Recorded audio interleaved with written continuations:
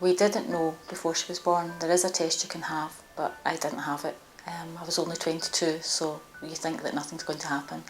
And when Nicola was born, that's when Spina Bifida was present. You've got so many expectations when it's your first baby. I don't know what I felt. Nicola can't do anything for herself really. Like when we get up in the morning, like she's got to be sat up in bed. I physically sit her up. She can't sit up, so she's lying flat until I sit her up. We get her dressed. I've got to catheterise her for her urine. I do her bowels as well. Like that doesn't happen naturally. She's got to be dressed completely from the outside in. I brush her teeth. I do everything. The association I didn't join until Nicola was about 5. I wasn't really interested in how other people were doing. I was only cared about my daughter at that time. There comes a point when you realise that it's good to know how other people cope, and never really looked back since then. They've always been there to support me in all the different changes in Nicola's life, like primary school, secondary school, going to college, then me going to work. When she's been in hospital, they are always there to listen, and it's nice to meet other mums as well in the same circumstances and speak to them. I know there's quite a lot of groups now. I know a lot of parents obviously with children with Spina Bifida, and we all sort of keep in touch as like a network, and that's all through them. The improvement in Nicola in the years that she's had the power chair, she's had it about 4 years now I think. At home she goes out to play, as she calls it. Loves it, just loves going out, being independent. Very difficult as a mum to let her go because she's not got any road sense, but I think we've managed to tell her she's not allowed on the roads. So she goes out every day with the carer, take her out, just trying to make sure that she's gaining the skills she'll need. And they have wheelchair training sessions at the Spina Bifida Association as well, which is very good. But now, before you get a power chair, you do have to pass a test, sort of like a driving test. So she's not too bad in it, she doesn't crash too often. Nicola wants to be, and I hate the word, normal. So she's got a 24-year-old brother who goes out and does what normal 24-year-olds do. Nicola gets the chance to do that when she goes out with the association. Because she doesn't go with me, because she goes with a carer, that's number one. Right, so the girl who takes her is 27 or 28, so it's just like 2 friends going out, which is great. She goes to the association, just like they all went for a Chinese recently, you know, so it's just like my son going out with his friends, Nicola goes out with her friends, except a lot of her friends are in wheelchairs. She's really, really funny, Nicola, and she's so confident, and she'll do anything that you ask her to do. So she's got the best personality of anybody I've ever known. If you could bottle it, it'd be worth a fortune.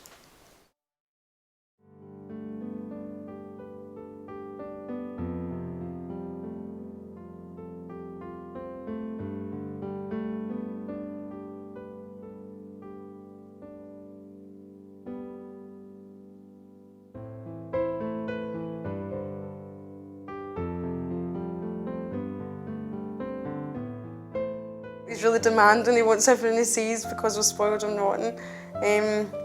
He's really clever, really, really clever baby. So, I'm really happy, constantly happy all the time.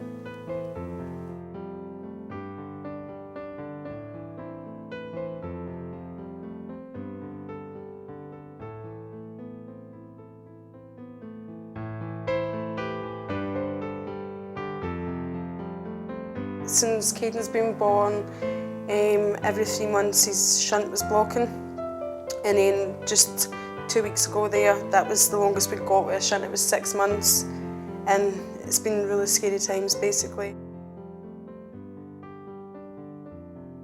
He just started screaming on this Sunday night at 9:15 at night time, and then he screamed all the way through to 6 o'clock in the morning, and I knew it just wasn't him, and he just kept being sick.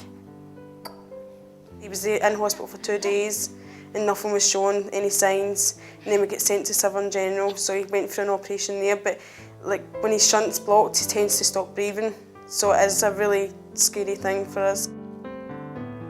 I know when he's going to do it because he goes into a high-pitched scream and he forgets to take a breath. So I knew he was going to do it, but I was only out the room for like 2 seconds and then he was back round with some oxygen, so I was absolutely terrified, but I had to be there for him as well. I would be invited to the Christmas stuff they do round about here, and like if I want a holiday, once a year they'll give me it as well to take him somewhere, and they're really, really helpful, yep.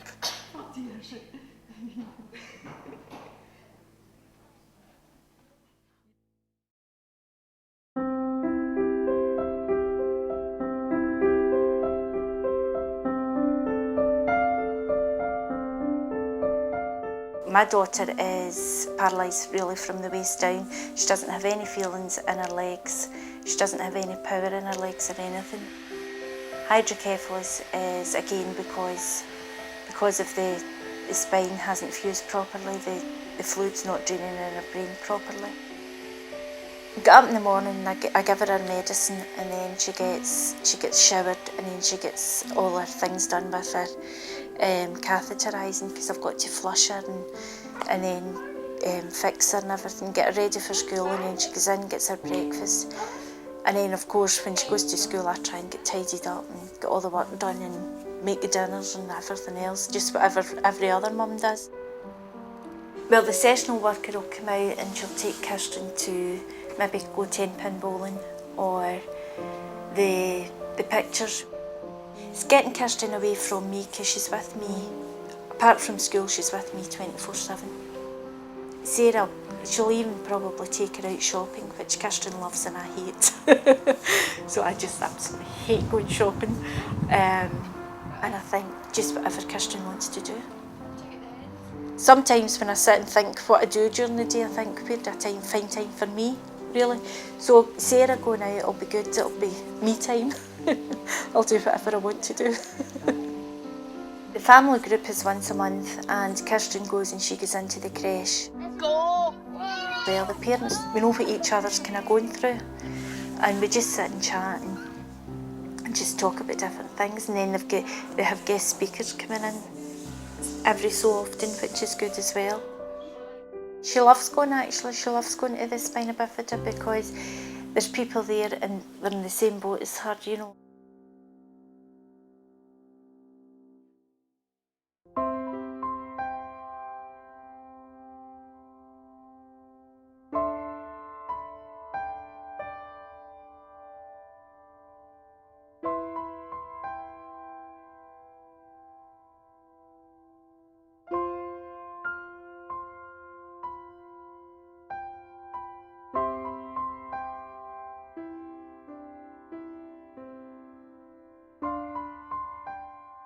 I loved his mum. Aye, that's what he was like. It was weird to see him because people didn't see him outside like that.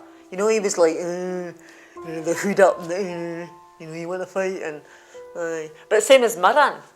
Like Mirren was amazing, and yeah, she had a hard time with him sometimes, you know, because if he wasn't chuffed, he came in. It was me and Mirren that got it, the moods and everything, you know. When he was being sick, she used to get a wee cloth and she used to clean his mouth. And then other wee cloth for his head. He didn't like me doing that when he got bigger. He liked her. And she'd done it and never thought anything of it. Never batted an eyelid. So she was with him till about 1 o'clock. And then she went away to her bed, and then I found him at 5:15. And she saw the police and she says, "Oh, what's wrong, Mum?" And I just looked at Peter and I says, she says, "Oh, I want to see my brother." And she was panicking then. She went to get in the room. And I said, "You can't go and see him, Mirren." And she was just screaming.